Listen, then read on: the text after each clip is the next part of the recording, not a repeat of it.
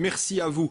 On ne va pas s'arrêter à Goma, nous irons jusqu'à Kinshasa. Voilà ce qu'ont déclaré aujourd'hui les rebelles du M23, des rebelles qui ont consolidé leur emprise sur la capitale du Nord Kivu. Ils sont même soutenus et accueillis en héros par une large partie de la population de la ville.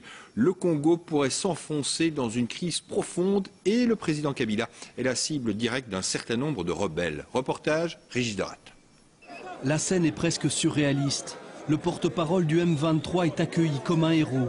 Les militaires congolais lui font allégeance. Les policiers de la ville chantent et dansent pour l'accueillir.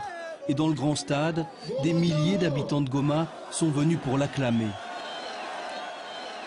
Le président Kabila a sorti ses avions de guerre et ses tanks, mais il n'a pas été en mesure de nous battre.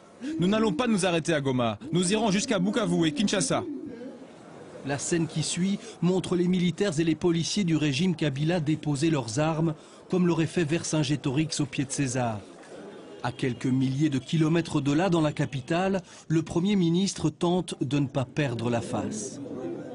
Le gouvernement rassure la population que nous avons certes perdu la bataille, mais pas la guerre, et que la victoire nous appartient.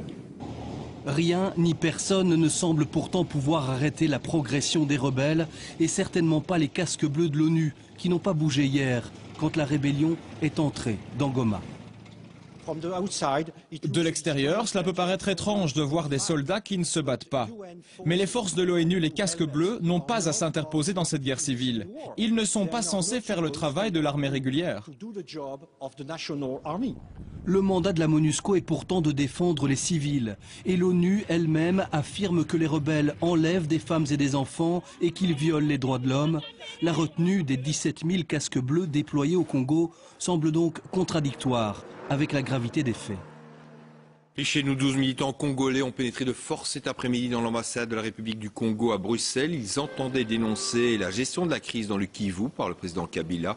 Vous le voyez, ils ont été interpellés, menottés et emmenés par la police de Bruxelles. L'ambassade est depuis sous surveillance rapprochée des forces de l'ordre. Demain, un sommet sur le budget de l'Union européenne se tiendra à Bruxelles. Les prévisions de la zone euro restent moroses. La Banque centrale européenne joue un rôle majeur dans la gestion de